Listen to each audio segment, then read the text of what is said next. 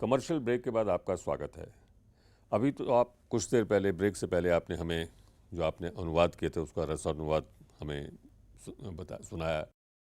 आप लगभग 40 वर्षों तक आप शिक्षक रहे।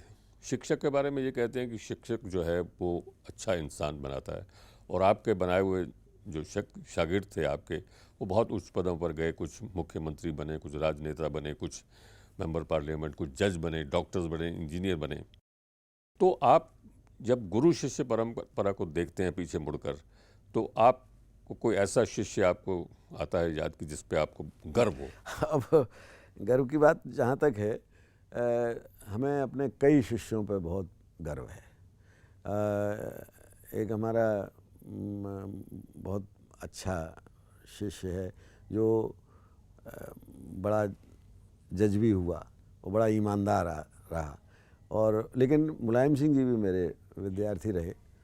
और वो अब चूँकि वो मुख्यमंत्री रहे और उन्होंने देश की राजनीति में एक विशेष स्थान प्राप्त किया और भूमिका का निर्वाह किया, इसलिए उन पर भी गर्व होता है। प्रोफेसर राम गोपाल जी मेरे विद्यार्थी रहे हैं, उन पर मुझे बहुत गर्व होता है। बहुत ही संयत और बड़े ही जैसे संतुलित व्यक्तित्व के व्यक्ति हैं वो। उदय प्रताप सिंह जी, पहले आप कम्युनिस्ट विचारधारा के प्रति आपका बहुत आकर्षण था, फिर आप समाजवादी धारा की तरफ झुके और आपका लोहिया जी का आप पर बहुत असर रहा और वो आपके लेखन में भी देखा गया उस विचारधारा को। तो हम चाहेंगे कि ये जो आपका हृदय परिवर्तन हुआ कम्युनिज्म से सोशलिज्म की तरफ, समाजवाद की तरफ, ये कैसे हुआ और कब हुआ? पहली बात तो ये है कि इस संबंध में मैं आपको एक घटना सुना दूं। पंडित सुंदरलाल जी, जिन्होंने वो बड़ी पुस्तक लिखी है भारत में अंग्रेजी राज, वो उनसे मेरी भेंट हुई भिंड के कवि सम्मेलन में। तो वो किसी ज़माने में बहुत बड़े गांधीवादी थे, बाद में वो माओ त्से तुंग के प्रशंसक हो गए। तो मैंने यही प्रश्न उनसे किया। वो चीन भी गए और जब वहाँ से लौट के आए सांस्कृतिक क्रांति के बाद, तो वो मिले जब, तो मैंने अपना उत्सुकतावश उनसे ये प्रश्न किया कि अब आप मान्यवर कितने गांधीवादी हैं और कितने माओ त्से तुंग की बड़ी प्रशंसा करते थे। तो मैंने कहा आप माओ त्से कितने गांधीवादी हैं और कितने माओ त्से तुंगवादी हैं? तो कहने लगे मैं 75% गांधीवादी हूँ, 75% माओ त्से तुंगवादी हूँ। मैंने कहा जी क्या हुआ, ये तो ज़्यादा हो गया। बोले ये इसलिए ज़्यादा नहीं हुआ कि 75% तो वो दोनों एक ही थे, से अहिंसा और हिंसा और साधन और साध्य के अगर छोड़ दें तो वो एक ही उनकी विचारधारा थी। उसी तरह से कम्युनिज्म और समाजवाद में बहुत बड़ा अंतर नहीं है। मार्क्सवादी परिभाषा में किसान जो है वो कैपिटलिस्ट है, क्योंकि उसके पास ज़मीन है, उसके पास हल हैं, बैल हैं, उसका कैपिटल है। वो बुर्जुआ नहीं, वो प्रोलेटेरिएट नहीं है, वो बुर्जुआ है, वो कैपिटलिस्ट है। लेकिन जब हम हिंदुस्तान के किसानों की हालत देखते हैं तो उनके सर्वहारा से भी बदतर हालत हमारे किसान की है, जिसकी वो कल्पना भी नहीं कर सकते।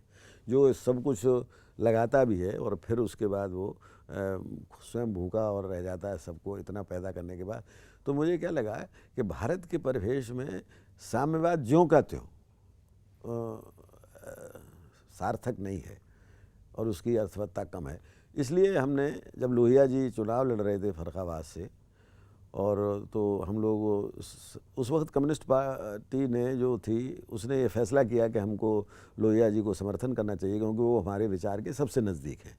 तो विचार के नज़दीक तो थे ही, पर मुझे लगा कि ये ज़्यादा काम कर सकते हैं, और जिस क्षेत्र में हम रहते हैं वो समाजवादियों का गढ़ था, तो एक वो भी वजह रही हो, पर हम पूरी तरह से समाजवाद में। आपने 2 बार लोकसभा का से आप चुनकर आए, राज्यसभा में भी आप रहे, तो ये आपका जो राजनीतिक कैरियर था ये कब शुरू हुआ? 1989 में मुझे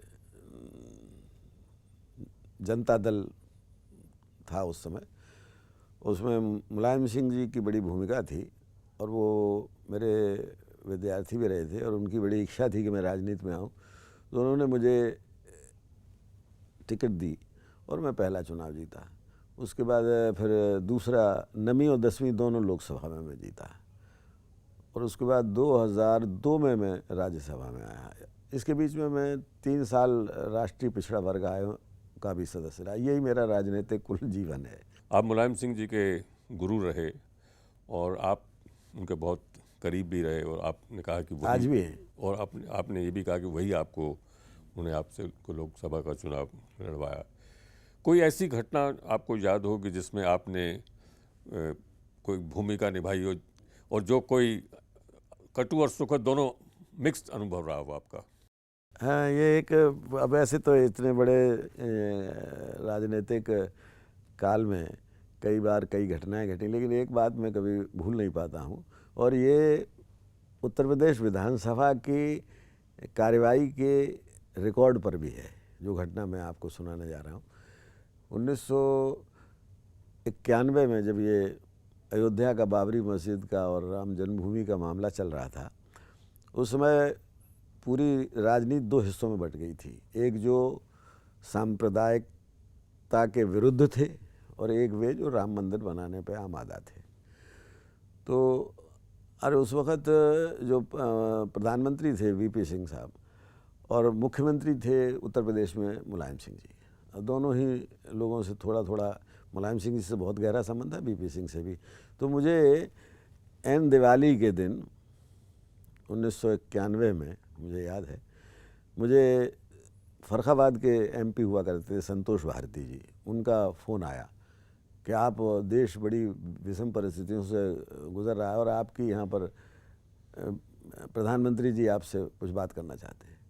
तो प्रधानमंत्री जी ने मुझसे कहा कि आपको जाके मुलायम सिंह जी से मिलना है, और जो विश्व हिंदू परिषद के बड़े बड़े नेता और जो सन्यासी और संत थे उनको मुलायम सिंह जी ने गिरफ्तार कर लिया था, क्योंकि वो उससे वातावरण बड़ा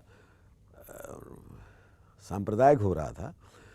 तो उनको छुड़ाने के लिए, तो मैंने उनसे कहा, मैंने कहा आप टेलीफोन पे बात भी कर सकते हैं। बोले वो टेलीफोन मिल नहीं रहा है या उठा नहीं रहे, क्या हो रहा है। तो मैं गया, दिल्ली से लखनऊ पहुंचा, तो मुलायम सिंह जी ने पहला मुझसे यही वाक्य कहा कि अरे आप दिवाली के दिन आ गए, आप दिवाली नहीं मना रहे घर पे। तो मैंने कहा कि आपकी वजह से नहीं मना रहा, क्योंकि हमें प्रधानमंत्री जी ने भेजा है और इस वजह से भेजा है। तो उन्होंने मुझसे छूटते ही कहा कि आप आए हैं तो मैं छोड़ तो दूंगा इन लोगों को, और आपने कहा है तो, लेकिन मुझे पूरी भरोसा है कि ये लोग जो ये कह रहे हैं कि इन लोगों को बुला रहे हैं और बैठ के इनसे बातें करेंगे, सो कुछ नहीं होगा। ये सब के सब जो हैं अंडरग्राउंड हो जाएंगे और हमारे लिए मुसीबत पैदा कर देंगे। तो मैंने उनसे एक ही वाक्य कहा, मैंने कि जब कभी इतिहास लिखा जाएगा तो ये कहा जाएगा कि मुलायम सिंह जी की ज़िद की वजह से बातचीत रह गई, वरना बातचीत से हल निकल सकता था। तो आप अपने ऊपर ये जिम्मेदारी क्यों ले रहे हैं, आप इनको छोड़ दीजिए। ये सारी बात विधानसभा के रिकॉर्ड पर स्वयं मुलायम सिंह जी ने बताई है वहाँ, तो इसलिए मैं आपको बता रहा हूँ। तो और फिर वो उनको छोड़ दिया गया, और उसके बाद वो वही हुआ जो मुलायम सिंह जी ने कहा था कि वो सब लोग अंडरग्राउंड हो गए। और उसके बाद 30 नवंबर 1991 को वो घटना घटी जिसमें कुछ लोग फायरिंग हुई और काफ़ी लोग, जिसका कि बाद में समाजवादी पार्टी को बहुत खमियाजा भरना पड़ा, जबकि उनको शायद गद्दी छोड़नी पड़ी अपनी। हाँ, उसकी गद्दी इसी मुद्दे पे छोड़नी पड़ी, और गद्दी छोड़ते वक्त इन्होंने ये सारी बातें जो थी रिकॉर्ड पे उन्होंने शायद आपसे ये भी कहा था कि आप इस बात के गवाह रहेंगे। नहीं, वो तो ये तो वो कह ही रहे, वो तो शुरू उन्होंने जिस पहले गया था तभी कहा था कि आप कह रहे हैं तो कर तो रहे हैं हम, लेकिन ये होना यूँ है। ये एक ऐसी घटना है जिसे मैं कभी सोचता हूँ, पता नहीं कि, लेकिन मैंने एक अच्छा काम ये किया था कि दोनों उसमें तत्कालीन प्रधानमंत्री और तत्कालीन उत्तर प्रदेश के मुख्यमंत्री में बातचीत नहीं हो रही थी टेलीफोन पे, वो मैंने दोनों लोगों की बात कराई थी। ये मुझे संतोष है कि कम से कम हम कह सकते हैं कि गुरु शिष्य का इससे अच्छा प्रमाण नहीं मिल सकता। मैं तो ये कह सकता हूँ कि जो खेमों में बटे लोगों के दिल भी जोड़ देते हैं, हकीकत में फरिश्तों को भी पीछे छोड़ देते हैं। तो वो तो मेरे खैर नहीं, मैं फरिश्ता तो नहीं हूँ, लेकिन मैं दो लोगों को मैंने बातचीत कराई। उदय प्रताप सिंह जी, अभी हम रुकेंगे कमर्शियल ब्रेक के लिए और उसके बाद हम आपकी कविता भी सुनेंगे।